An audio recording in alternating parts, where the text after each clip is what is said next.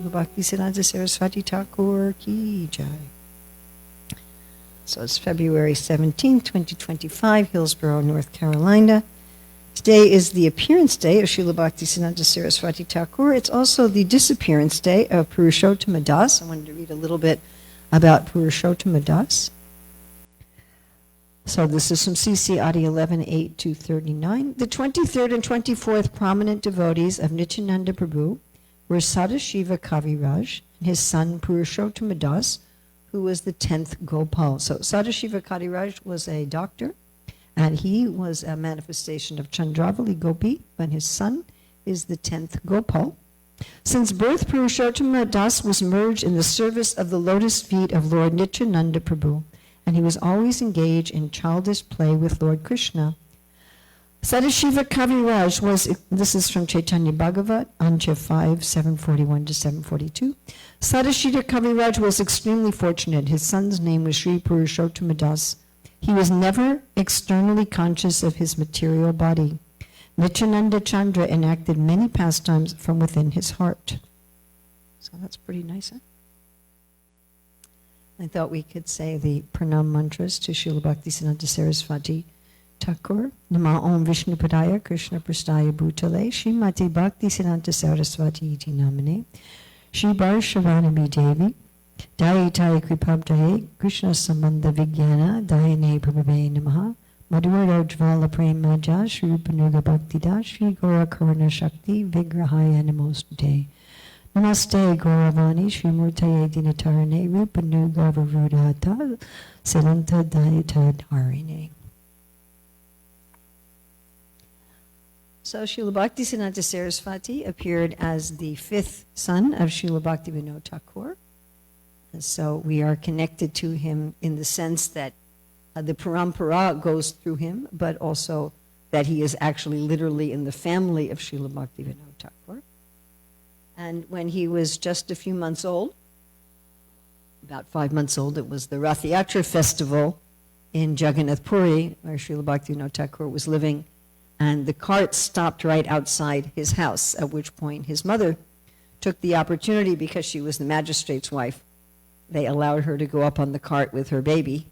And when she took little baby Bhaktisiddhanta Sarasvati up on the cart, the garland of Jagannath fell on him, indicating that he was divinely blessed. Of course, Srila Bhaktivinoda Thakur had actually prayed for a ray of Vishnu to take birth in his family in order to propagate Sri Chaitanya Mahaprabhu's movement. Now, Srila Prabhupada likes to tell the story of when Srila Bhaktisiddhanta Sarasvati was very young. Sometimes he says 2 or 3 years old, sometimes he says 4 years old. And he took a mango that was not offered. So, generally in our homes we have this distinction between food that is offered and food that is not offered. We may have different places in our kitchen for offered and unoffered food, different places in our refrigerator for offered and unoffered food. But he was just a little child, and he just saw there's a mango in the kitchen, and he ate it. And Srila Bhaktivinoda Thakur very mildly, was a very young child, and he said, no, this is not very good. You should only eat food that's been offered to the Lord, and this was meant for our family deities. Now we can't offer it to the deities because you have eaten it. And Prabhupada said that for the rest of his life, he never ate a mango. And if ever anybody would offer him mango, he would say, no, I am an offender. I cannot take mango. And Prabhupada would say, a child took the mango. There was no offense for a young child to take the mango. And this particular incident I find to be very significant. So I am very, very slowly, very haltingly, writing an article about what is the situation when someone who's a devotee commits some offense or engages in some sinful activity. Do they need to have any kind of rectification other than just to go on in bhakti? And we find consistently that when devotees do something wrong, they don't have the attitude of, well, I'm a devotee, I'm just going to go on chanting Hare Krishna and everything's going to be okay. It's just not the way a devotee behaves. So other devotees may say, oh, you're a devotee, it's okay. Krishna says it's all right if you have some accidental fall down, some mistake, But the devotee's personal mood is not like that. And this is a very extreme situation with Srila Bhaktisiddhanta Sarasvati. He did not really do anything wrong at all, but still he took this mood that I'm going to do penance for the rest of my life. So as all of us have eaten mangoes, it's a particularly nice fruit. Yes? And particularly revered in India as the king of fruits. So to have this austerity that the whole life you're not going to eat this fruit because of some basically insignificant, non-existent really offense as a child is a great lesson to us that we should not be nonchalant about the mistakes that we make in Krishna consciousness. We should take some, not necessarily that we have to be so extreme as Srila Bhaktisiddhanta is setting this example, but we should actually try to rectify. We shouldn't just have this cavalier attitude, which can easily become one of the offenses to the holy name. This idea that, well, I'm chanting, I'm a devotee, I can do whatever I want, and Krishna will rectify. He decided he never wanted to marry. There were some other sons of Srila Bhaktivinoda Thakur that did not marry. And if we think historically speaking, at that time in India, pretty much everyone got married. And everyone got married very young. That was the general standard. It was very rare. I mean, this fact may be a little strange to us in 2025 in the United States, when many people don't get married at all or get married very late and so forth. But in those days, it wasn't like that. The parents would arrange their children's marriage at a young age. But Srila Bhaktisiddhanta Sarasvati didn't want to marry, and because of that, he never completed his education, because he thought, well, if I haven't finished my education, I won't be a very good candidate for no respectable family will want to marry their daughter to me. But he had to have a way of maintaining himself. So although he was Nastiki Brahmachari, he never married, never had any relationship with a woman. He wasn't exactly living in a Brahmachari ashram, because a Brahmachari ashram means that you just work for the guru, you're just maintained by the guru, you don't have any source of income. When we teach career dharma, we talk about how the students, the retired people, and the people preparing for death, they're not engaging in a career. Yes? But he wanted a means of maintaining himself, so he became a teacher. He became a tutor. I think he was tutoring some royal children, very rich children. And he also became an astrologer. So he wrote books on astrology. He actually became a very famous astrologer at that time. So that was how he was maintaining himself, both very Brahminical occupations. And that's also of note that he maintained himself through Brahminical occupations, whereas his father, as a judge is a Kshatriya occupation. So that's just something that I noted. However, when he took sannyas, he stopped those means of livelihood. So a sannyasi is not supposed to have any means of livelihood. And sometimes devotees take it that because he stopped working as a teacher and an astrologer when he took sannyas, that therefore things like teaching or astrology are to be rejected by devotees. But the reason he stopped doing that is because as a sannyasi, one's not supposed to have any kind of career. So when Srila Prabhupada was a young man, he was, Prabhupada says, forcibly dragged by his friend to meet Srila Bhaktisiddhanta Sarasvati. Srila Prabhupada had a bit of an attitude towards people who were claiming to be sadhus, because his father had always invited sadhus over for prasad, and many times he said his father was very liberal, and he would invite practically anybody who appeared to be a sadhu. But Srila Prabhupada, growing up with this, saw that many of these people were really cheaters. And so he kind of had developed a mood that, a lot of these people claiming to be sadhus are not so. And so when his friend said, I want you to meet a sadhu, he's like, I'm not really interested in these people. No, you must come. Prabhupada said he was dragged forcibly. And that Srila Bhaktisiddhanta Sarasvati, on first seeing Srila Prabhupada and his friend, said, you are educated young men, you should spread the message of Chaitanya Mahaprabhu in English. What a thing to say to someone comes into the temple for the first time. Aha, you. You do have this assignment in the Lord's service. And Srila Prabhupada and of course, Srila Bhaktisiddhanta Sarasvati is also called Srila Prabhupada. So when I'm saying Srila Prabhupada, I'm talking about A.C. Bhaktivedanta Swami Prabhupada. So Srila Prabhupada said to Srila Bhaktisiddhanta Sarasvati, but how can we preach Mahaprabhu's mission when we're under British subjugation? Nobody will take us seriously until we have independence. At that time, Srila Prabhupada was part of Gandhi's movement for that purpose. And Srila Bhaktisiddhanta Sarasvati replied, that is all temporary and external. It doesn't really matter. And Mahaprabhu's message is what's really important. And Srila Prabhupada said that he felt defeated and that he was very happy to be defeated. He said, yes, this is somebody who can defeat me.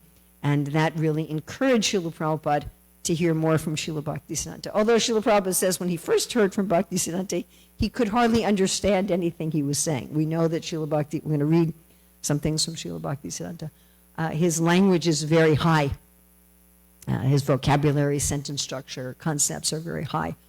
And Prabhupada said that he couldn't even understand everything, but still he was hearing. And Srila Bhaktisiddhanta Sarasvati marked him, oh, you are hearing nicely.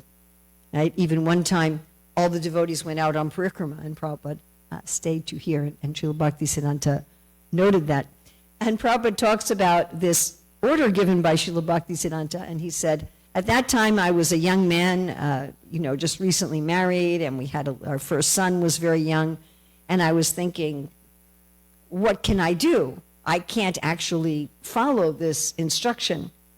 And Prabhupada talking about this said, Maya is there. Prabhupada characterized himself as being in Maya, not wanting to follow this instruction. And of course, this instruction was repeated by Srila Bhaktisiddhanta Sarasvati to Srila Prabhupada in a letter about 2 weeks before his disappearance, when Prabhupada had written him, how may I serve you? And Srila Bhaktisiddhanta Sarasvati wrote back, I want you to preach in English, and this will do good for you and for those who hear you. We know also in Radhakund, you can go, if you go to Radhakund as you're going on the Parikrama Marg, you can take a left down to Srila Bhaktivinoda Thakur's house. And Srila Bhaktisiddhanta, there's also a Pushpa Samadhi for Srila Bhaktisiddhanta Sarasvati there. There's also the Western toilet that Srila Bhaktisiddhanta Sarasvati put there, much to the criticism of the local Babas.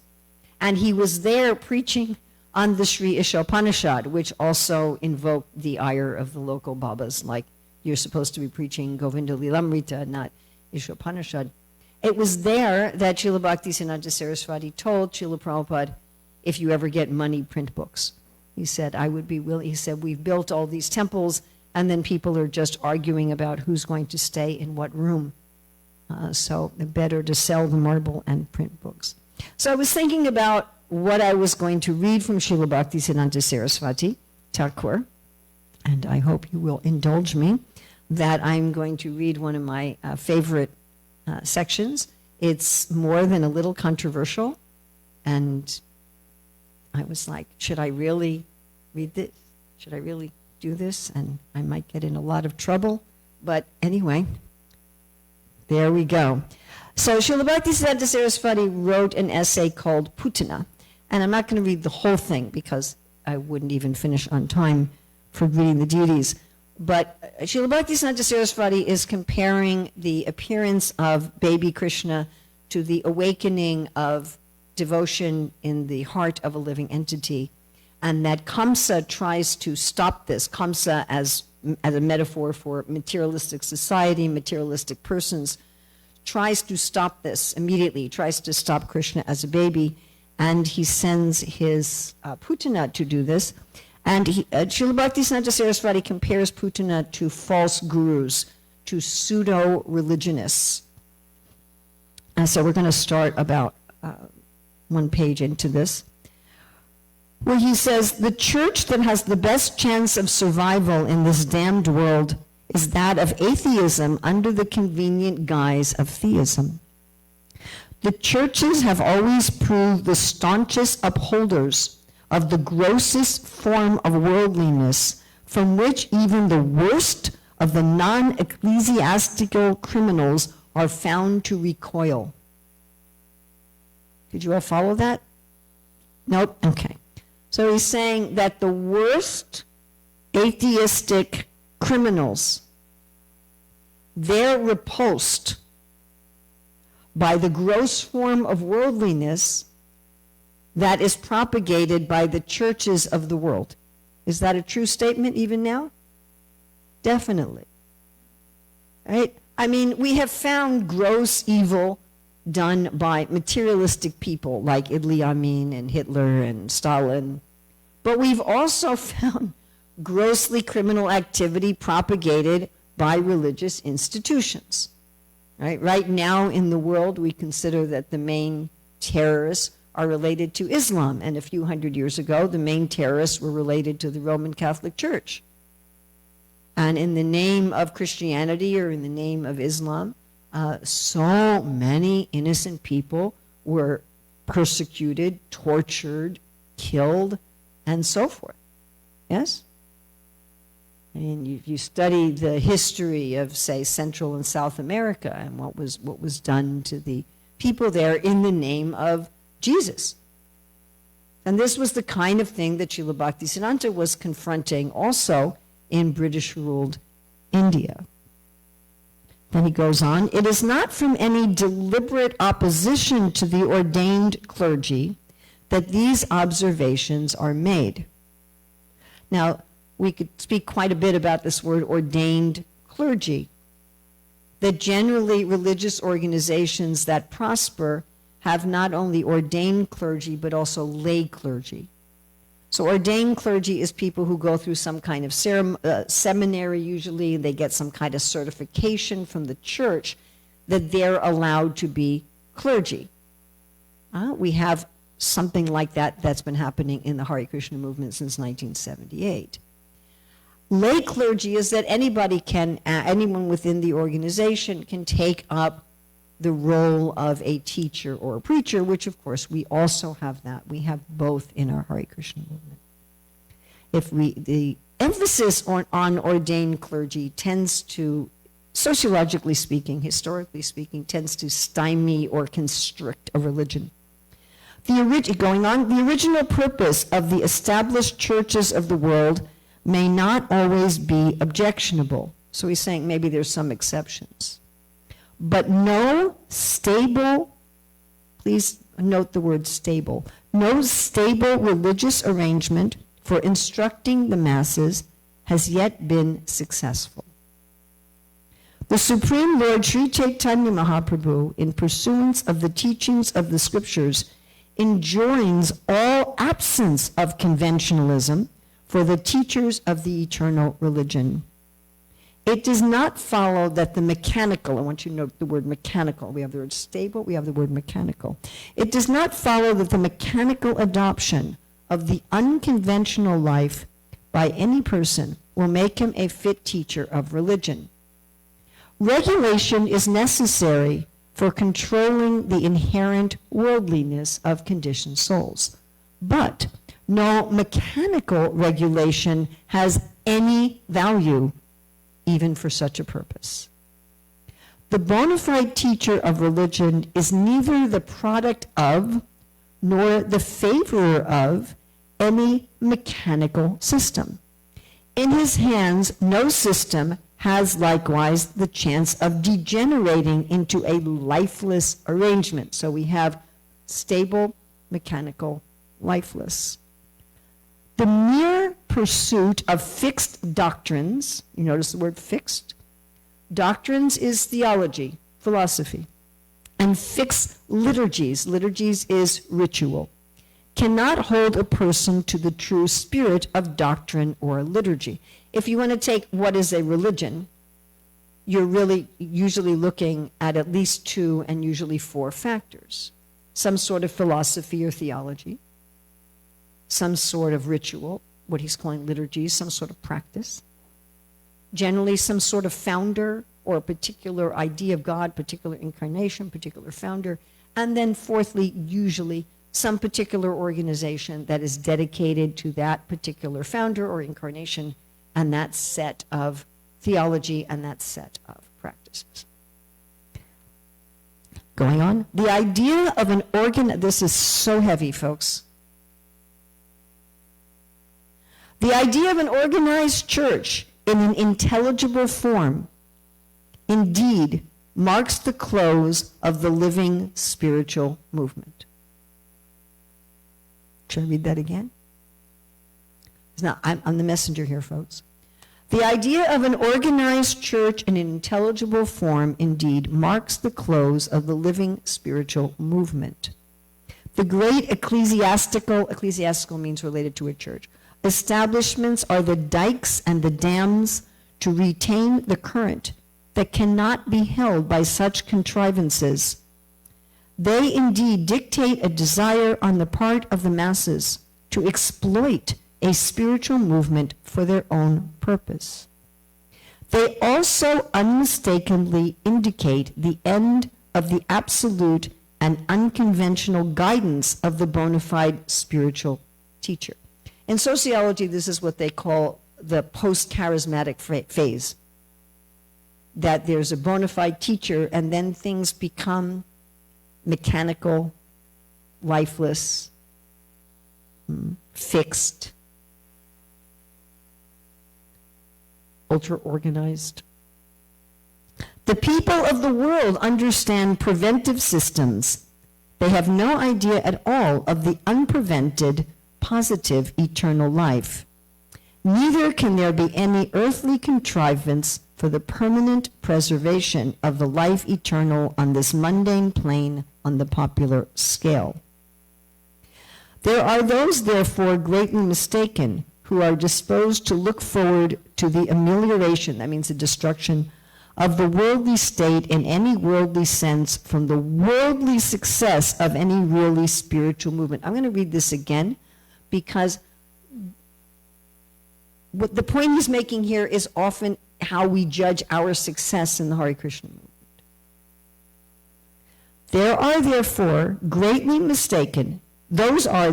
greatly mistaken who are disposed to look forward to the amelioration, the destruction of the worldly state, so the destruction of worldliness, the destruction of materialists, in any worldly sense from the worldly success of any really spiritual movement. So what do we mean by worldly success?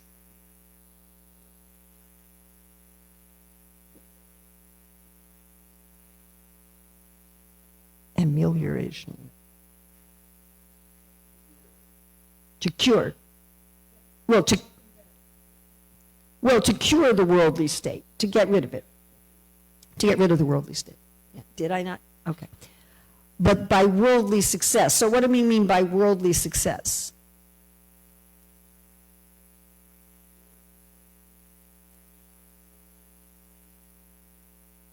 To be successful in the eyes of the world. So what kind of things would that mean?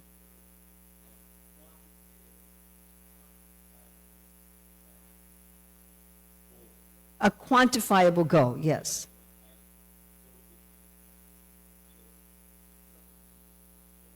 Something you can quantify. Something you can quantify. How many buildings, how many books, how many shaved heads?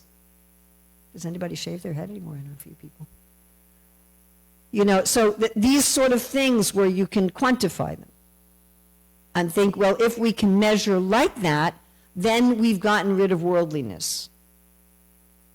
And he's saying you're mistaken if you think that that kind of measurement of worldly success indicates the alleviation of worldliness. I'm going to skip a bit here. But as soon as theistic disposition proper makes its appearance in the pure cognitive essence of the awakened soul, okay, so this is very complex. Theistic disposition proper, so this he's talking about consciousness, makes its appearance in the pure cognitive essence of the awakened soul. When you become Krishna conscious, when you're actually conscious of the Lord, the putanas are decisively silenced at the very earliest stage of their encounter with the newborn Krishna. The would-be slayer is herself slain. So when one becomes actually Krishna conscious, then all this falsity goes away. All right, so just to kind of analyze what does he mean by this?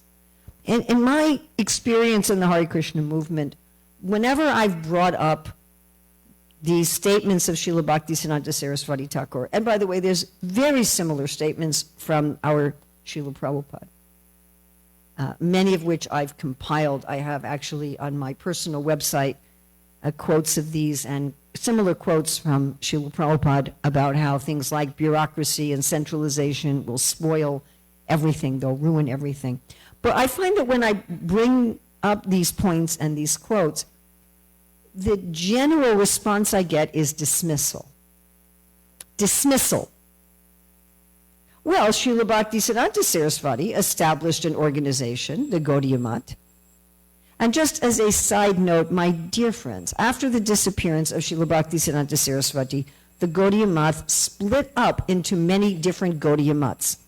There is no longer any such thing as the Gaudiya Math. Just sometimes I hear ISKCON devotees saying, there is no the Gaudiya Math. There's many different Gaudiya Maths with different leaders and etc. But Srila Bhaktisiddhanta Sarasvati did set up, at that time, the Gaudiya Math. And our Srila Prabhupada, obviously, set up the International Society for Krishna Consciousness, which is an organization. It's not just a movement.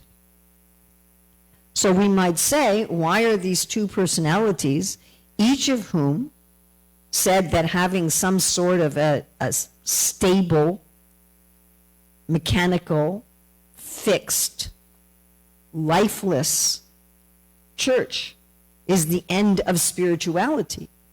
Why did they set up an organization? Which we might think would be lovely if it was stable and fixed. Everyone might think, well, we want a stable, fixed organization. Okay? So, Srila Bhaktisiddhanta Sarasvati talked about mechanical following of rituals, mechanical following of philosophy. Right? And this sort of mentality looks like religion, just like Putana looked like a loving mother. Again, if we take what is a religion? At the most essence, it's going to be a philosophy, a doctrine, as he says here, and some sort of practices, as he calls liturgies here. And generally, it also includes another two things: allegiance to a particular founder or a particular incarnation, and generally also some sort of organization or sect or group that say, well, we've got the proper doctrine, we have the proper practice, we have the proper allegiance to this founder. And people will think, if I just join the right religious group, and I have the right founder, and I intellectually agree with the right philosophy, and I mechanically follow the right rituals, I will attain bhukti or mukti. Are you all following me? I'm going to attain bhukti, I'm going to go to heaven, or I'm going to attain mukti, I'm going to be saved, I'm going to be liberated. And often such people hope for some good result even in this life, maybe an internal sense of freedom, or maybe more prosperity, but their main hope is at the time of death. And I've just got to get it right. I've got to get the formula right. My very dear friend Rukmini made the very astute observation to me many years ago that trying to understand all the laws of the universe so you can get it right is the essence of a demoniac mentality. I'm going to figure out how the universe works so I can be the controller. And this is the mood of someone like Kamsa, which Srila Bhaktisiddhanta Sarasvati is referring to here. Certainly we see this in Hiranyakashipu. You know, I'm going to be able to manipulate everything. So in one sense, we can say it's better if you say, well, I'm going to do that by becoming a religious person. At least you're going to God. But the mentality is still like that. I'm going to figure out how God runs the universe, and I'm going to seek his favor for my own selfishness by getting all these things, by getting like all my ducks in a row. And we see that people fight to the point of persecution, torture, and death about these 4 items. Am I correct? Which particular sect are you in? You know, are you in the Jehovah's Witnesses, or are you a Mormon, or are you an Anabaptist, or are you a Protestant, or are you a Roman Catholic, are you an Eastern Orthodox, are you a Sunni, are you a Shiite? They'll actually kill each other over the organization. They'll kill each other over what founder you follow. Are you following Jesus, or are you following Muhammad? Are you following Krishna or Vishnu even? Yes? And what particular ritual are you doing? Are you doing the ritual like this? Are you doing the ritual like that? We have people in our Hare Krishna movement, my dear friends, who fight. They haven't killed each other and tortured. They haven't gone that far. But they will condemn each other as to whether, when you're offering artik, do you offer the items to Guru first or last? Do you go Guru Chaitanya Krishna, or do you go Krishna Chaitanya Guru? And they'll fight about this kind of thing. You know, or with Tulsi Devi, Krishna Bhakti or Vishnu Bhakti. And again, these big fights over rich. I have actually experienced devotees, no joke, fighting over how women should put on a sari.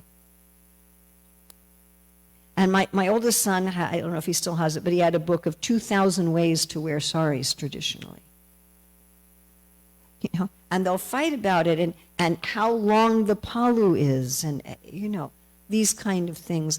And if you put your sari on the wrong way, then you're not really a follower of Srila Prabhupada. I've actually seen this kind of thing. Yes, the essence of it is a mistake. And the same with doctrine. You know, that people will fight over minutia of doctrine. Prabhupada says we shouldn't concern ourselves with how the jiva first fell into conditioned life. He says that directly. He said it's not important. We shouldn't concern ourselves with it. And there are people ready to, you know, ban each other from the Hare Krishna movement over differences of perspective over this. You're not allowed to be a preacher in the Hare Krishna movement if you have some, although there's different statements in the Shastra and different statements by our acharyas on this point. So there are people who will fight over this minutia of doctrine because they want, as Srila Bhaktisiddhanta said, a fixed doctrine and a fixed liturgy. They want all these things to be stable and become mechanical and become lifeless. And I have thought deeply for decades about what does it mean that Srila Prabhupada, our Srila Prabhupada, will say that we are not sectarian. I recently listened actually 3 times because I didn't realize it was in a separate folder. So I would listen 3 times to Prabhupada's classes on the first canto, and he gives a lot of classes on Savai Pumsam Paro Dharmo Yato Bhaktira Hokshajaya Hoitukiya Pritiyata Yadatma Supersedisi. And he says the Bhagavatam is not sectarian. Said the Bhagavatam is not promoting Hindu Dharma or Christian Dharma or Muslim Dharma. The Bhagavatam is saying any religion that brings you to know and love God, that is accepted. And Prabhupada told that to my father in 1974 in Chicago. My father said, can I come to the temple even though I'm Jewish? And Prabhupada said, yes. Just like many planes are going to Chicago. He said, but they have to know they're going to Chicago. Otherwise, there's no meeting to many planes. Now, if you think about this deeply, in these different religions, there's different doctrines. Yes? Correct? There's different rituals. Although, in terms of ritual, all the main religions of the world have a lot of similarity. There's some prayers, individual, group, some kind of worship. The worship generally involves fire, often some nice fragrance. There's observance of festivals, there's readings of scripture, there's going to holy places. In terms of ritual, there's much more similarity between the religions than there are differences, although the very details are different. in terms of theology, you're going to find a short list, maybe 3 or 4 items of similarity among pretty much all the religions of the world, and after that you find some more divergence. There's certainly great differences in terms of the founder or how God is described. Again, we have certain areas of similarity. God is always going to be described as the creator and the ultimate controller. Right? And then there's going to be differences in terms of how a religion is organized. Now, with all those differences, if it's possible to attain to love of God anyway, this has been my question. If one can attain to love of God through any bona fide religious tradition, even though you have differences in these 4 things, are you following me? Then how can we say that being fixed in these 4 things is a prerequisite for attaining love of God? I have to be fixed in the 4 things of my particular tradition. You can't. It's incompatible. You can't say somebody can attain love of God through Islam or through Christianity or through Judaism and also say that these 4 things, the way we do them, are the only way. That becomes a sectarian, mechanical process, which then, according to Srila Bhaktisiddhanta, acts as the dams and the dikes that stops the whole flow of actual Krishna consciousness. So does that mean that we throw these things out? And we just do whatever we want? And everybody just makes up their own idea of God consciousness? So I really like what my godbrother Satchidananda Maharaj says. He says, you're only going to find water if you dig deeply in one place. If you dig a whole bunch of shallow wells, you're never going to find anything. One has to have some allegiance and loyalty to a particular teacher in a particular line. It's the same with an education.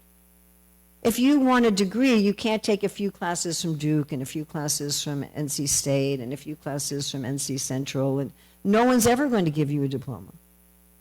One has to have allegiance to a particular line and then follow the doctrine and the rituals of that line. Just like in any university. You know, their physics class is going to be in room 205 in this building at this time. And that's a particular ritual that I'm going to walk to that building and that class at that time. But I don't get my education by walking to that class at that time. I get my education by actually imbibing the knowledge there, and the rituals are the means. Of course, in our Krishna consciousness movement, we're very fortunate that the rituals that we're doing are also done in our eternal spiritual form. In the spiritual world, people are also offering arti to the divine couple. Yes? They're also offering food to the Lord. Of course, a little differently than we're doing here. Yes, the cowherd boys are just throwing their pakoras at Krishna. Here, take this. Please don't try that with Radha Golokananda. But the same idea is there. So what we're doing is not just a means to an end. So one has to have these allegiance to these 4 things, but for the purpose of awakening our eternal consciousness. And we should judge, Prabhupada says, we can judge our own advancement by how detached we are from Maya, how detached we are from the false ego, and how attached we are to Krishna.